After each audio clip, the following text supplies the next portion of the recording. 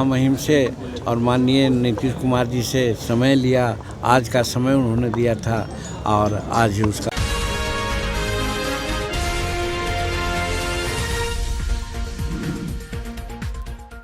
नमस्कार, आप देखना शुरू कर चुके हैं न्यूज सिटी और मैं हूं आपकी होस्ट निधि सिंह।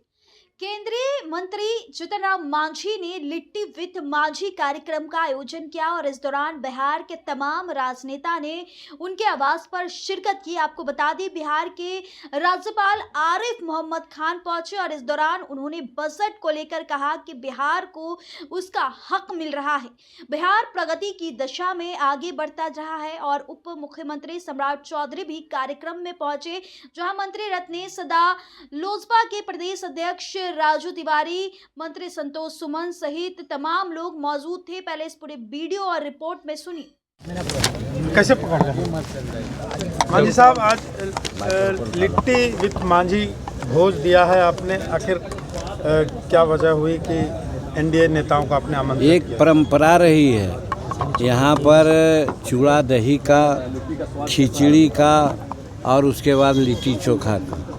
तो खिचड़ी का प्रोग्राम टल गया, चूड़ा दही का प्रोग्राम टल गया, इसके बाद लिट्टी चोखा बच रहा था। तो लिट्टी चोखा के लिए माननीय महामहिम से और माननीय नीतीश कुमार जी से समय लिया, आज का समय उन्होंने दिया था और आज ही उसका आयोजन हो रहा है। माननीय नीतीश कुमार आकर के चले गए, बहुत अच्छा वातावरण में, खुशनुमा वातावरण में सब लोगों से बातें हुई और हमको ऐसा एहसास हुआ कि जिस पर्पज़ से, मिलने जुलने के पर्पज़ से हम लोग किए थे वो सफल रहा।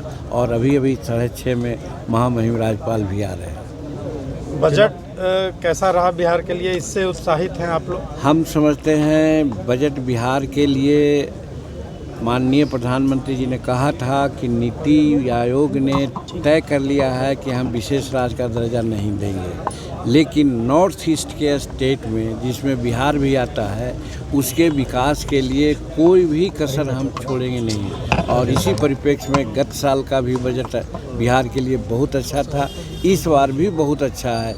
आपने देखा कि मखाना बोर्ड का गठन किया गया है, ये समूचे विश्व प्रसिद्ध मखाना हमारे के यहाँ है और उसका कोई देख रेख करने वाला नहीं था। बहुत सी आवाज़ें उठती थी, हम लोगों ने आवाज़ उठाया और देखा गया कि मखाना बोर्ड का गठन हुआ। आप देखो कि कोसी नदी है, कोसी नदी के जितने भी वितरणी हैं उसका रख रखाव और किसी प्रकार के ये के चलते बहुत तरह की बात होती थी, उसके लिए एक अच्छी योजना बनाई गई है, उसको देखा जाएगा। आप देखा कि साहब पटना में एरोड्राम जो बन रहा है उसका और आधुनिकीकरण की बात उन्होंने किया, यहाँ IIT है उसका सुदृढ़ीकरण की बात हुई। तो इस तरह से बिहार के लिए जब ये बातें हो रही थी, समूचे पार्लियामेंट के लोग यही कर रहे हैं कि ये सब बिहार का बजट है, सब बिहार का बजट है। तो कहने का मतलब है कि आज विरोधियों का मुंह बंद कर दिया नरेंद्र मोदी जी ने कि जो अभी कहते हैं कि बिहार को विशेष राज्य का दर्जा नहीं दिया गया, ये काम करके जो विशेष राज्य का दर्जा में नहीं होता उससे ज़्यादा नरेंद्र मोदी जी ने बिहार के लिए दिया है। यह बिहार के लिए सौभाग्य की बात है और बात सही है, साबित कर दिया कि विकसित भारत जो 2047 में बनाने की बात है, उस ओर के लिए एक जो बजट है बहुत सापेक्ष बजट है, बहुत सारगर्भित बजट है।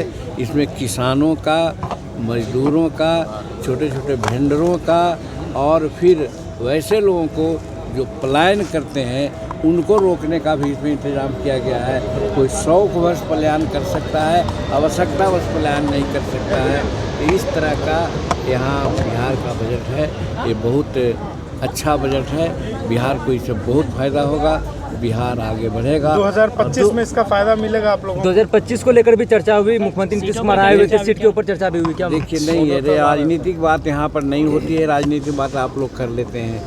2025 के लिए हम लोग तो तैयारी कर ही रहे हैं। देखिए कि हमारे एनडीए के सभी साथी सभी जिलों में विधानसभा स्तर पर सभी एनडीए के नेता एक साथ जा रहे हैं, मीटिंग कर रहे हैं। कल ही गया में मीटिंग थी, बड़ी अच्छी मीटिंग थी। सासाराम में मीटिंग हुई, गोपालगंज में मीटिंग हुई, तो इस तरह से मीटिंग का एक दौर चल रहा है और चट्टान की तरह एनडीए के पांचों यूनिट सब साथ हैं और 2025 का लक्ष्य है हम लोग का कि 225 सीट जीतेंगे और नीतीश कुमार जी को हम लोग बिहार का पुनः मुख्यमंत्री बनावेंगे, ये हम लोग का संकल्प है। लिट्टी के बहाने 2025 साधने की तैयारी है।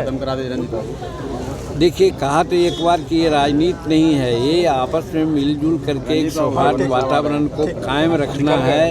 बहुत लोग आप लोग गलतफहमियाँ पैदा कर देते हैं। इस मिलन जुलन से आप लोगों को जो कहने का जो मौका मिलता है वो मौका खत्म हो गया। ठीक है, थैंक यू।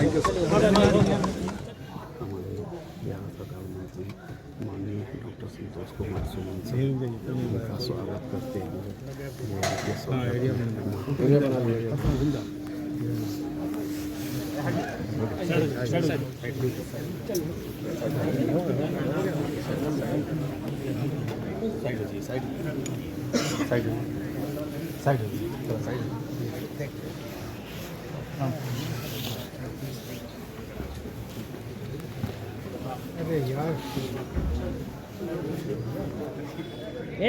आप लोग हटिए।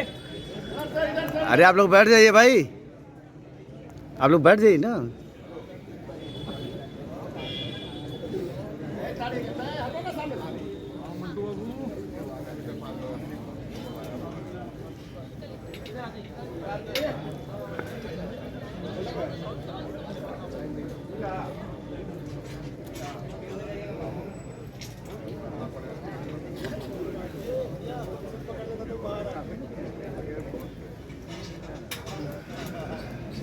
आपने इस रिपोर्ट में जीतन राम मांझी को भी सुना, जिस तरीके से कहा जा रहा था कि बजट को लेकर के तमाम जो विपक्ष है उनको बजट रास नहीं आ रहा है, तो वही पक्ष के लोग भी इस बजट से काफी खुश नजर आ रहे हैं। इस रिपोर्ट में बस इतना ही। देखते रहे न्यूज़ सिटी। बहुत बहुत धन्यवाद।